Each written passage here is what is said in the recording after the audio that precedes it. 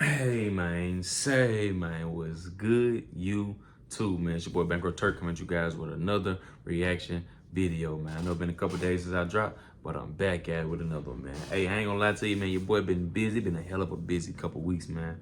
It's summertime, so it's sunny every day, so I'm working damn near 5 to 6 days a week again. I just joined this little summer basketball league with my cousins, and now they you know what I'm saying, they asked me to join, so I've been doing that. So I'm trying to get my cameraman to start going to the games with me and recording my gameplay so I can start uploading for you guys, man, because it'd be real fun. Now, I ain't gonna lie, but my first couple games, man, they was trash. I ain't really been scoring no buckets. I've been like on my Pat Bell shit, really just locking down shit, getting steals, boards, and assists. Scoring wise, I've been doing like putback layups and putback dunk with like. Other than that, I ain't really been scoring. So hey, like I said, man. But I'm getting my feet, you know what I'm saying? I'm getting my feet a little wet in this little basketball because it's my first time ever joining like a little basketball league shit. Usually I just go to a community center and just hoop against whoever's there. But this time we got the jerseys, got the fouls, got the stat sheet keeper, got the jerseys, all that stuff. So you know, backcourt, all the regulation calls, we doing that shit. So you know what I'm saying? It's fun. But hey, today I got some time. I got off work earlier today, man. So yeah, today, man, I've been doing this video right here that's been highly requested by this person, unknown, one of my subscribers. I think he dropped this coming like twice.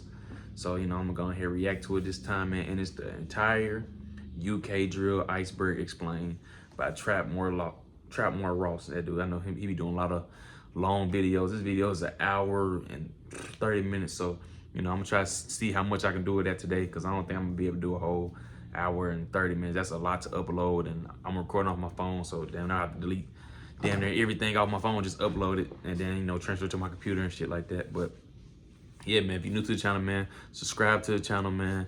Follow me. Hit the like button. Comment down below more videos you want to do. I'm trying to think what else to say, because I'm trying to think of some more shit to say for y'all guys, man. Oh, yeah. You know what I'm saying? Like I said, I'm going to do part 1 and probably most likely do a part 2. And you know what I'm saying? If the video gets like 10 likes, I'll drop the part 2. You know, I'm going to start off where we left it off at. You know what I'm saying? Hey, but hey, let's get it. Yeah, hi, yeah.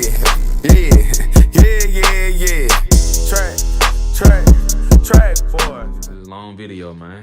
Let's go.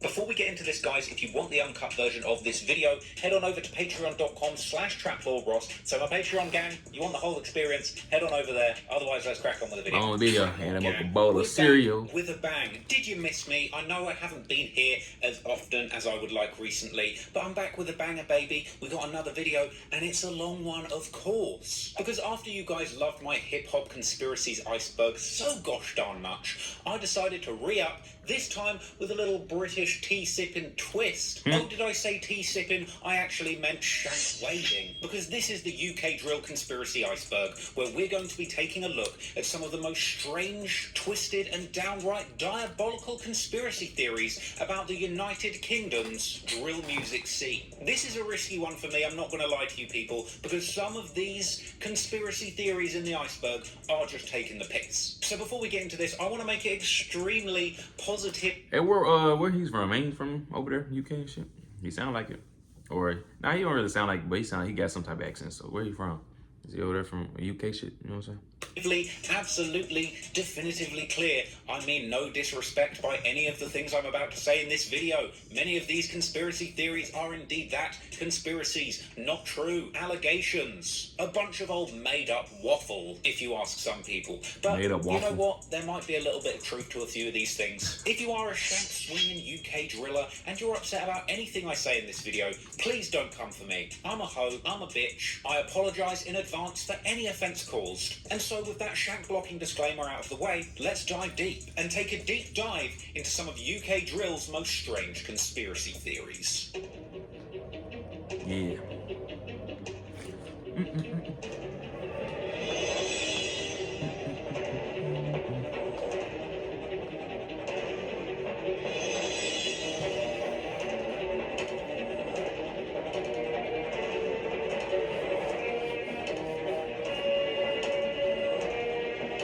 About the long video.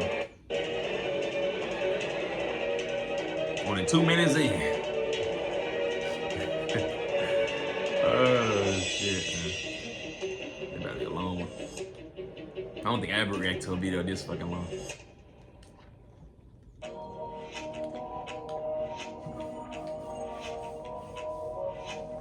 So first off, we've got the theory that RD and Central C are industry plants. Now, if you didn't know this, RD and Central C are two of the hottest rappers coming out of the UK drill scene, and in case you didn't notice, that they're, how can I put this? White? They're white, red looking MX. I never heard of RD. They're a couple of white dudes. It's a novelty, you know. It's a go funny back thing for that seems to money. go on in hip hop. Not necessarily just drill, but in a genre that tends to be dominated by African American, Afro Caribbean, if you're in the UK, artists, it is a little bit unusual and a bit of a novelty for a white guy to come through slanging that grease. Now, fortunately, in the case of RD and Central C, both of those young gentlemen are extremely talented rappers who deserve a seat at the table when it comes to discussion of the GOATs who have had the biggest impact in the UK drill scene with some of their biggest songs, hitting the charts in ways no other UK drill rappers have. But that doesn't mean they're not still subject to a whole bunch of criticism, namely that they are industry plants, basically fake artists planted here into the UK drill scene by the recording industry. Same Now, thing the they be Urban saying about Dictionary 60 Red. definition of an industry plant is an artist who has major indie label backing their movement but presents themselves as a homegrown startup label to create a pseudo-organic following. They act as if things are miraculously happening for them based on their talent via blog coverage, media coverage, MTV playing their vids, etc. The reality is a low-risk, high-reward situation for labels just looking to spend money building the next new star. And here's a post on Reddit saying, do you think that Central C is an industry plant? I mean, he's been growing pretty fast, faster than any other UK drill rapper, so yeah, I'm kind of suspicious. Maybe it's his songs blowing up on TikTok, or maybe he's an industry plant. Now, a lot of people have refuted this. People are saying it's just his TikTok strategy and a good team behind him that made Central C so big. People saying if he is truly independent, as he says, it's not really possible for him to be an industry plant. I think he just has good marketing and catchy songs. But Mr. Central C may have been rumbled slightly here because you got people saying independent is a bit of a stretch. And people saying, I'm pretty sure that he signed because I used one of his music videos and got a strike from Warner Brothers. Rumbled Central C. It's the copyright system that gets people unstuck. Let's have a look. How can I be homophobic when my bitch is gay? That is the song. Doja, it's been taken over the airwaves. I forgot about And that if song. you go down to the licensing information, it says licensed on behalf of Central C to Warner Music Group, Reservoir Media. Yeah, that's crazy. That is his song. That's why he blew up. Okay, now I see why they say he an industry plant. And I see why they say he on TikTok too, because that song, we can go, yeah. Damn, I'm about to say bam for bam, but yeah, my bitch is, okay, I know now. I know now. The Warner Music Damn, Group isn't I very forgot about that independent, song. but these days you can never be sure if it's some sort of distribution deal rather than a proper label deal. But let's be real, if you've got Warner Brothers behind you pushing your music out there, you're industry. Sorry, Central, you're industry. Similar thing going on with RD. At this stage, he is a major label artist. He's signed, he's doing big songs. 4.3 million views 3 weeks ago. RD is on top. He is a big dog. This track, Hello Mate, featuring never heard of him. Tyler, licenses Universal Music Group on behalf of Universal Island Records Limited. Now, just because these artists have blown up, become big dogs in their own merit, doesn't mean that they didn't get that shine on their own, get the recognition of a label, without necessarily being some sort of manufactured industry plant. It was this freestyle cheeky bars that originally got RD to blow up to the stratosphere with his unique blend of a white working class geezer persona and a booming UK drill beat that you would usually chef someone to. But ladies and gentlemen, the industry plant allegations are strong with this one because even this cheeky bars freestyle that RD did in the first place is the track, the original organic freestyle that took him to the top, is now currently property of Universal Music Group. RD's cheeky bars licensed on behalf of Universal Island Records Limited, BMG Rights Management, ASCAP, Merce Rights, Sony Music, that's the theory that We've made it to the I don't know who RD is, man. I really didn't want to hear that. If he was gonna show like a sample or something. Now, this is actually a reference to an old video boy Digga D circulating on twerking social for media his mate. reporting that UK drill legend, West London's top shooter himself, Digga D, aka Diggles, rocking it down for the gang like a Meg the Stallion tribute act. I'll be honest, I've never actually seen this clip before. This is damning stuff. I don't even know if you can show this on YouTube. This might have to go in the uncut version. Oh man, Diggles, please don't come and chef me for this, because I don't even know if this is real. But this is the video circulating. This is purporting to show Digga D in what looks like Daisy Duke hot pants, rocking it down for the gang. And I'm not going to lie, Diggles. I don't got the uncut version. I hug my brothers and tell them I love them, but I'm I don't glad. swing I don't that wanna way. see But that. I've got to say, Diggles has got a back on him. Frankly, he's got junk in What, the trunk, nigga? and I'm not talking about a couple of machetes to go and chef up the ops. You just Digga speak D out of looking that. kind of thick right here, if that's even him. I don't know what I just witnessed. Apparently, Digga D is twerking for his shit. mates on the internet. They've even got Chirac drillers reacting to Digga D twerking, my lord. This ain't his ass. You know what I'm saying? What's wrong with you? This was not needed. That wasn't necessary. We got it. We got it. Before that. Oh, Bati boy ass shit, I'm about to say, everybody skip that shit. Touch my boy Spotty. See my boy Spotty in dick? He's a batty boy. See your ass. He's a batty boy. I can't front, it's not a good look for Digga, but at the same time, it's 2022. I've got it. I'm pretty confident Digga D's not gay. I don't know if that clip was filmed in prison or youth offenders. It looks like the sort of shit that you would get up to when you're bored, but it's not a good look. And naturally, many of Digga's ops have capitalized on this embarrassing clip over the years. Most recently, the likes of Kennington legend Losi releasing a diss track aimed towards Digga D called Obsessed. And this track had lyrics in it where Losi said things like, "No, I don't twerk and rap," and ending the track by calling him Diggy Minaj Twerkaholics. Damn. You've also got the likes of Ab Sav on his Plugged I Out never heard of that. freestyle, where he rapped That that Digga D his phone twerking. line twerks like Digga D. Very good bar. One Kidney. Now, this is a reference to the OFB rapper Dezzie. Now, I remember quite that. like One Dezzie. Kidney. I'm quite a big fan of Dezzie. I think he's one of the very underrated rappers in OFB. His mixtape, You Know,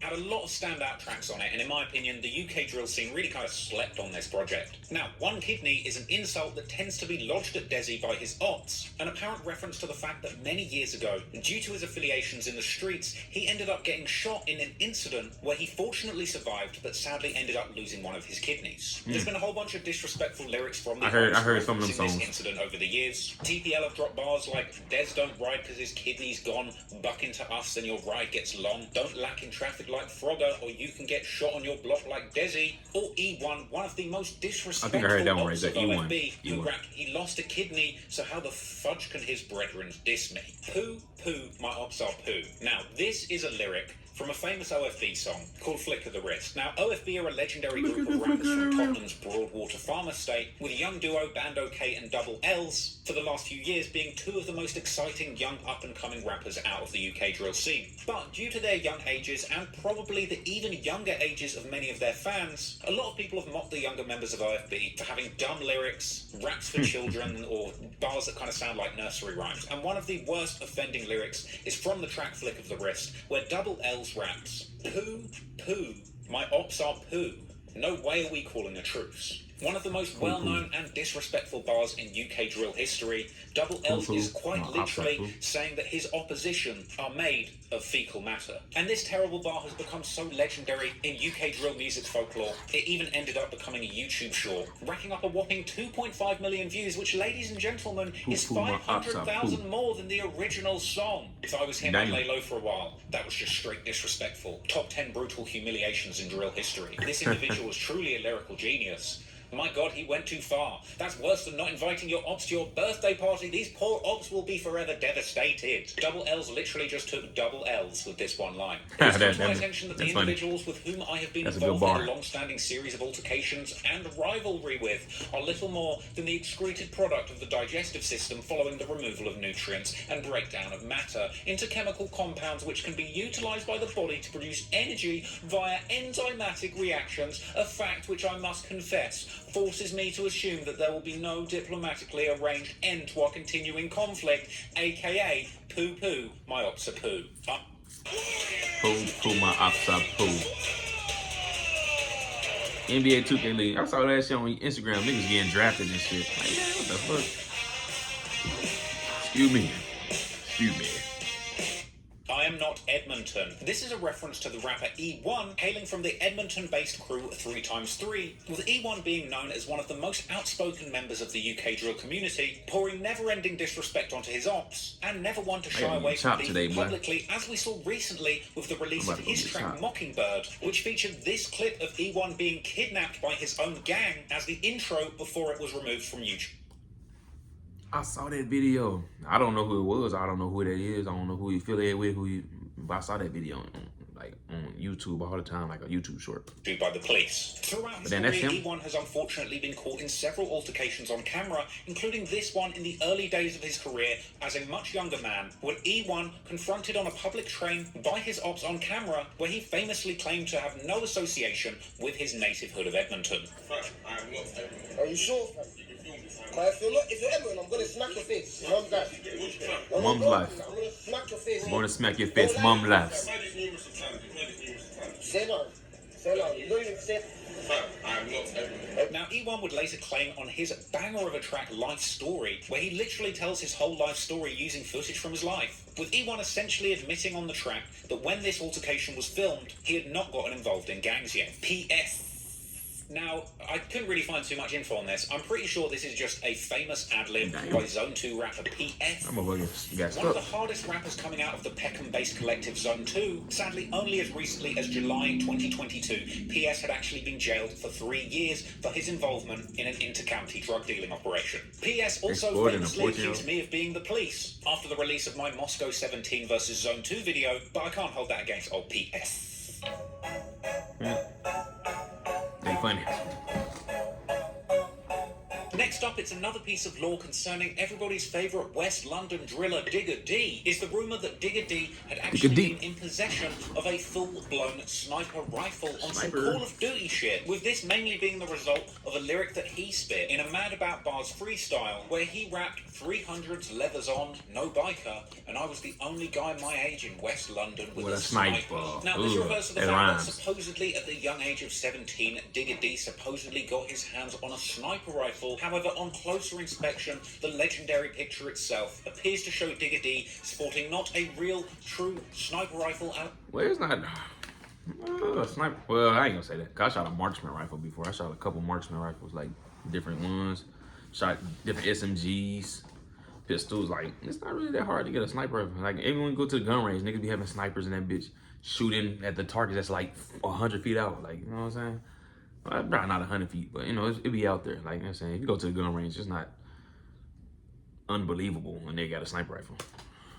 Call of Duty, but in fact, a run-of-the-mill, countryside shooting tin cans ass air rifle. According to the comments on Reddit, this is indeed a break barrel air rifle. An excellent piece of firepower, handy for anybody that's ops are squirrels. Hitman 98 Batty Pigs. I'm definitely not going to get too far into this one out of fear of getting chefed up, but apparently the rapper Hitman out of the crew 98s, which if you didn't know is a collective of UK drill rappers, 10 members strong and responsible for the legendary mixtape class of 98s. So apparently one of the members of 98s by the name of Hitman had caught some heat online for allegedly showing his ass on some sort of Instagram live, which has since been deleted. There are a few Reddit comments still floating around suggesting that he was on FaceTime. What's with all these rappers showing their asses? Come on, the guy snaked them and took a screenshot. Now, a lot of speculation as to whether this is some sort of homosexual thing going on. I'm not entirely convinced. There's a lot of people commenting on Reddit that it looks nothing like him and that it's cap. And for the purpose of quite literally saving myself from a chefing, I'm going to agree that this is most certainly cap. S1 was homeless. Now, this is a reference to another West London rapper by the name of S1, formerly one of the hottest prospects in UK drill, racking up millions of views on his freestyles and tracks. S1 is affiliated with the West London-based group 12 World, who have had extensive beefs with the likes of Digga D and 1011 or CGM. Sadly, S1's career did take a slight slide, and he has been called out by some on YouTube as the saddest fall-off in drill. With this fall-off made even worse amid rumours that there was a period in life where S1 was actually homeless. However, for the record, S1 has denied being homeless in a social media clip. In this Instagram story, in response to a question from a fan, S1 is asked, "Are you homeless?" To which he replied, "I was never homeless. My nan kicked me out due to something that happened, but I got my own flat." Shout out to S1. Ask Digga what happened. Now, this is a reference to a legendary moment in UK drill beef history. In the midst of the war raging between the 12 World crew, including S1, and 1011, including Digga D, some time ago, an incident would go down where Digga D took to social media to admit that his opposition had scored a point or hurt him in some way, with this post being immediately followed by his ops, including S1, with the caption, "Ask Digga what happened," seemingly taking responsibility for whatever mysterious injury the ops had apparently inflicted on Digga D. Digga D, what happened?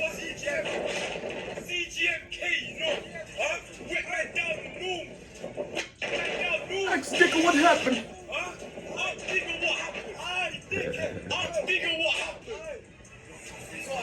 Digga, what happened? That wind hurt my ear right now. However, in the end, it turned out that this was a complete social experiment by Digga D himself, who had quite literally poured some liquor, a magnum, onto his leg to make it look like that he was bleeding, posting up online suggesting that the ops had caught him lacking just to see who would reply and take responsibility for the fake drilling. With it later being revealed on social media that Digga had indeed faked the whole thing just to draw his ops out into accepting responsibility for a fictional drilling. On my track yesterday. And then wait. I spilled the last club magnum on my track yesterday. And I was watching football and they scored. So I sat for Snapchat. They scored. And now S1's claiming he popped. What the fuck? Where did I get popped from? Nowhere, bro. What the fuck? Them are some chattings. Damn. They got caught capping. He got caught in the cap. That's embarrassing. They caught my boy homeless. Now he got caught lying.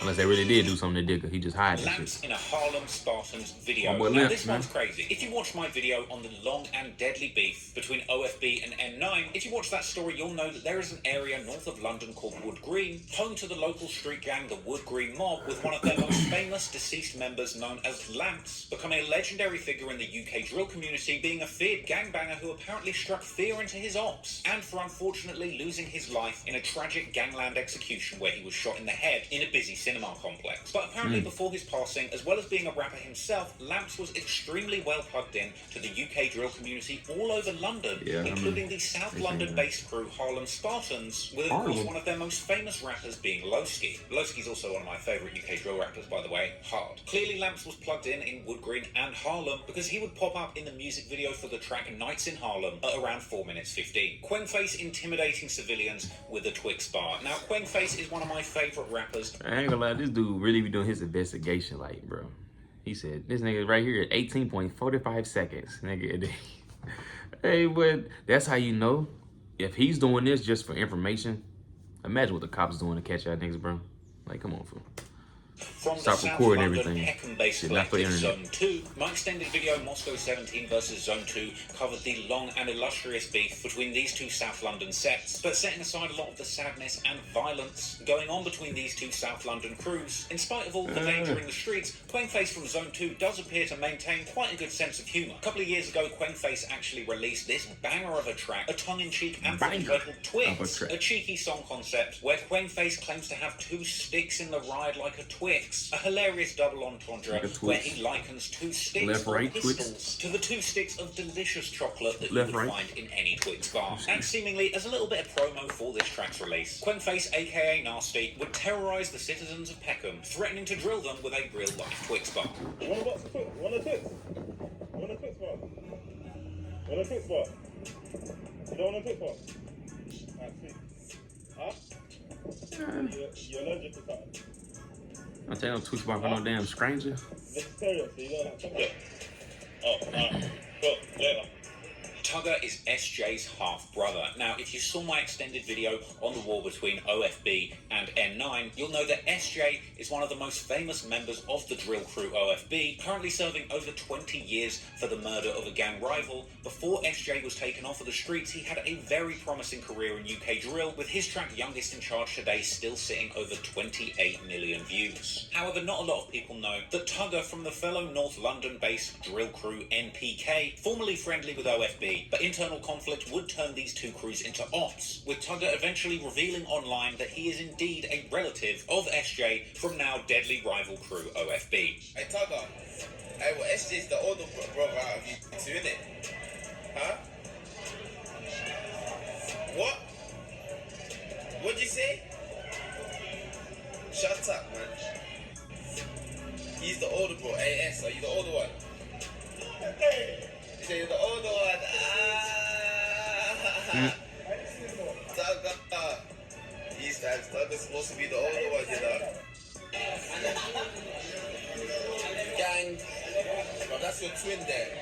J Hus tries to steal a crate of Lucozades. J Hus, popular UK rapper and UK heartthrob, rising to success off the back of tracks like Them Boy Pagan, Did You See, and Must Be. And despite racking up countless silver and platinum certifications in the UK, if YouTube is anything to be believed, J Hus is still so broke he has to rob the local corner store for a soft drink. Because back in 2020, this footage was circulating online purporting to show J Hus gliding into a supermarket and gliding out with Britain's broke-ass equivalent of Gatorade, Lucozade. Slides right in on the hoverboard, look. Backs off the and no hoodie on. Security and everything, and straight out the door, come on. Maybe that's not security, maybe that's the gang man. Straight out, not bothered.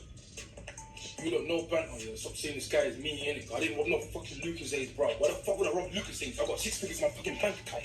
You niggas, when I see you in the road, I'm gonna punch you lot up. So you heard it there, J Hus. He denied this even being him. He apparently has over 100k in his bank account and definitely does not distill any kind of Lucozade.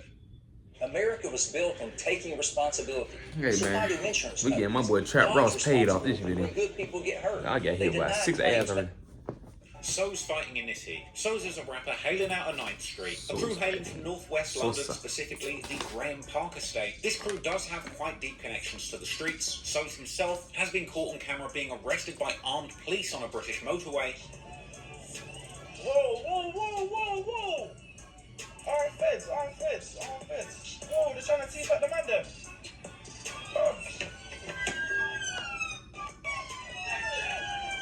Police officers got their head out the window. Yes,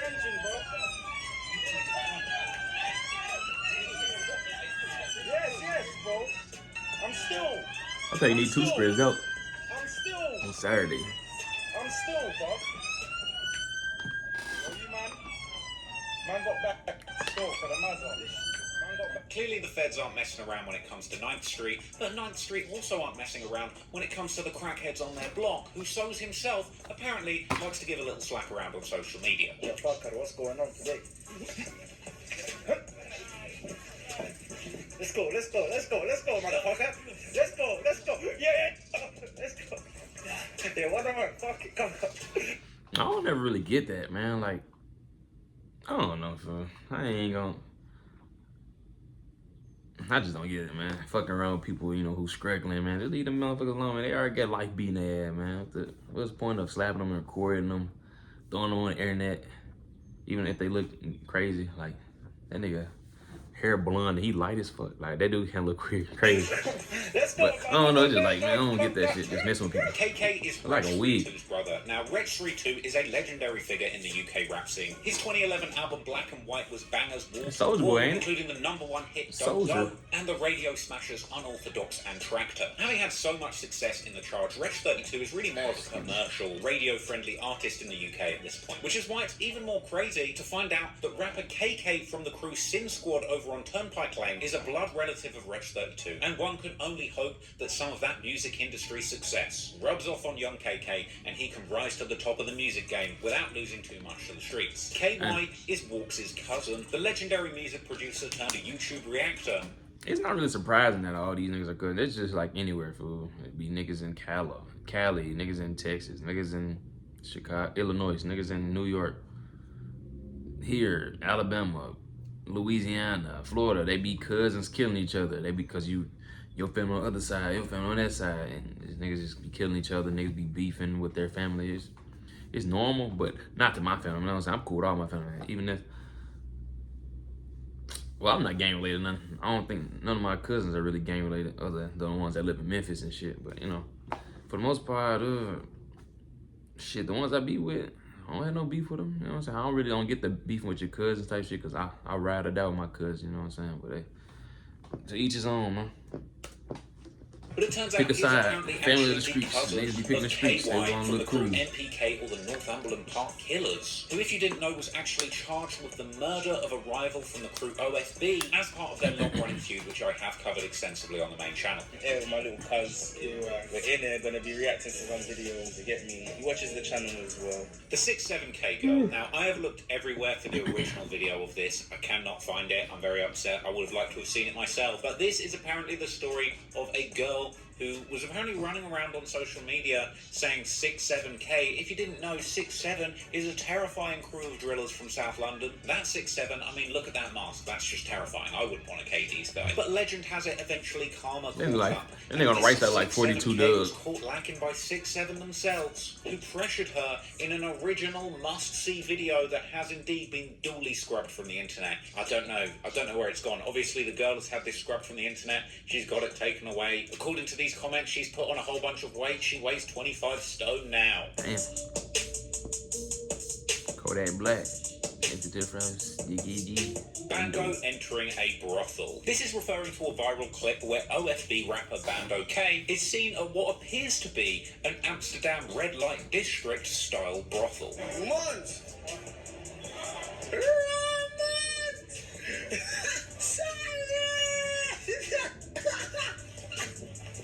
He went in for a fire in the booth for real. Ghostface 600 is gay. Apparently this conspiracy refers to the rapper Ghostface 600, the Lewisham-based masked rapper most commonly associated with the demonic drill collective Block 6. So there's apparently a conspiracy going around them. Block 6. Oh yeah, RIP that boy Fulio, man. You know, he just got killed on his birthday. You know, he's 6 block. That what it just reminded me of. Block 6 block. That's Julio. Ghostface 600 or some other member of Block 6 is gay. Now, I can't possibly be homophobic because my bitch is gay, but homophobia or not, apparently this whole thing is just not true. My bitch Here's a is Reddit gay. post that breaks it down in detail. First of all, there's no gay members of Block 6. Years and years ago, when drill was first blowing up, Ghostface got into a personal conflict with A6 because A6 didn't like that he was being too friendly with Ruggs, Russ, and Shiloh. So A6 smacked him up and took his £10,000 from his football contract. Apparently, at some point during this beef, a girl ended up leaking a photo she took of A6 in the shower naked, which blog pages then took and made it seem like Dumps and A6 were in the shower together. Apparently, as a result of this, people have been going around saying that he or other members of Block 6 are gay. This has played out on the likes of Twitter and TikTok, where numerous clips seem to circulate suggesting that members from Block 6 do swing that way. Dopesmoke never killed anyone. This is a reference to formerly buzzing drill duo VD and Dopesmoke, formerly affiliated with the South London group. That's funny. If you claim you killed somebody, everybody, nigga, you ain't kill nobody. Disrespectful That'd be fucking funny.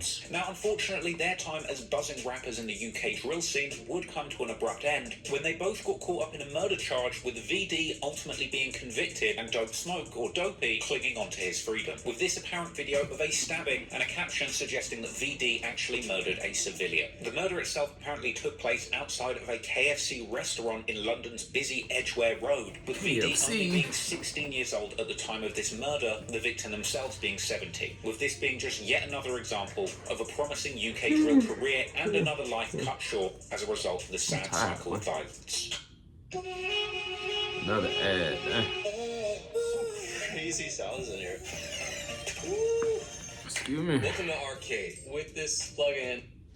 That nigga head was big as shit. Huncho pretending to be T-Wiz. This is a reference to Huncho from the crew CGM, formerly known as 1011, the West London-based gang and drill collective that Digga D famously is a member of. Now, one of the crews that they were most known for beefing is a set by the name of 156, with one of their most beloved members who unfortunately lost their lives to the street too, T-Wiz, sadly being a name that is frequently mocked by his surviving rivals in the crew CGM. With this viral clip of Huncho from CGM doing an impression of T-Wiz being an exceptionally chilling moment in UK drill history. Hello, it's T-Wiz. Can you please, ride for me? My guts were hanging. My mum was crying in court. My brother snitched and everything. I was dying. And just giving Huncho verbal and alive, not trying to ride. What the fuck, man? Stop saying T-Wiz word, please. Stop saying it right now. I don't want to hear you say T-Wiz word again. Until you fucking kill somebody, because you're just making songs. I'm not trying to ride out. Oh shit. You had a lot to say, man. Very disrespectful.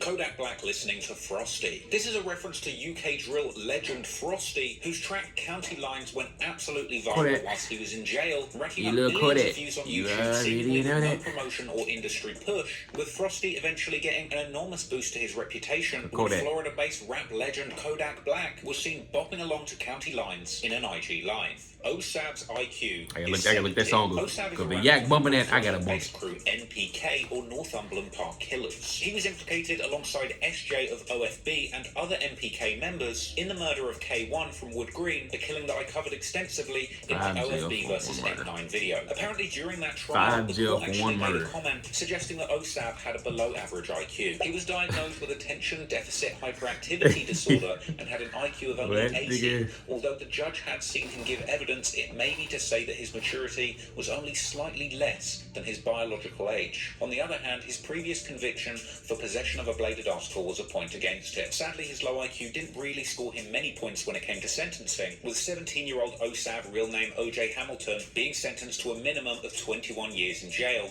alongside SJ for the murder of K1. Digga D playing stupid did not work that time. Now, West London rapper Digga D is no stranger to being in trouble with the law. His November 2017 arrest saw him and his 1011 crew being given a criminal behaviour order banning him from releasing any new music that included London postcodes and references to real-life incidents and people. With Digga D himself being forced to wear a GPS tracker and check in with probation every 3 hours, and informing the police of any upload of a song within 24 hours of it being released. Any breach of the criminal behaviour order would result in a recall to prison, and unfortunately people, Digga D had indeed returned to prison several times following this conviction. He has since been back to prison twice, including for breaching the stringent conditions of his CBO, and unfortunately while Digga was recalled to prison in 2019, he was stabbed in the eye, causing him to lose the use of the eye. With Digga D in March 2020 pleading guilty to violent disorder again and breaches of his criminal behaviour order, being sentenced to 2 years and 6 months. He would then be arrested again in July for inciting violence after attending a Black Lives Matter protest in London and posting about the movement on Instagram. As a result of his numerous run-ins with the law, a lot of people online have said that somehow Digga D loves prison,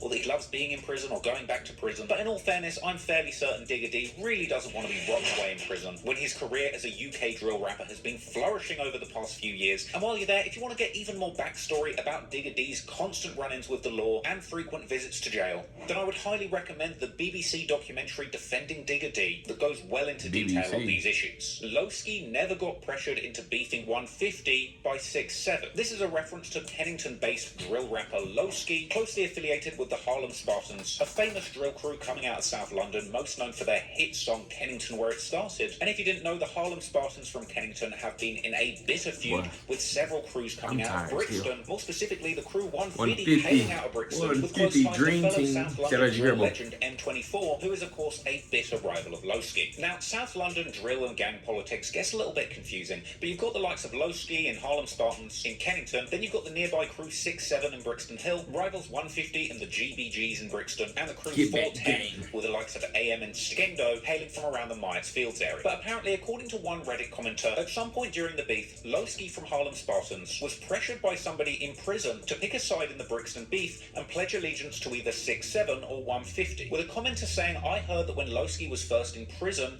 Itch, aka Maddox from 6'7, pressured Losi to choose between 6'7 and 150. Obviously, we all know the path he chose. But to put it simply, the politics of South London drill music gets very complicated, and there are a lot of bitter feuds on both sides. If you want to learn a bit more about the in-depth inner workings of South London beef, I would suggest you go and check out Kid Nerd's channel, who has a couple of excellent stories on Harlem Spartans and gang politics in Brixton. This is your chance to get 2. I might watch like on the low. I was browsing the Manscaped website. Oh yeah, are we at 30 right now? Oh yeah, we did the first 2 parts, man. So yeah, we got 2 more parts. Now we got like 3 more parts. Yeah, man. So yeah, man. Appreciate you for watching this video with me, man. Like the video, man. Drop a comment down video, man. Subscribe to the channel, man. Give it to 10 likes. I drop part 2. I finish up this video. I'm gonna go ahead mark this right here, 31.51. So this is where we at. So yeah, hey man. Let's get it.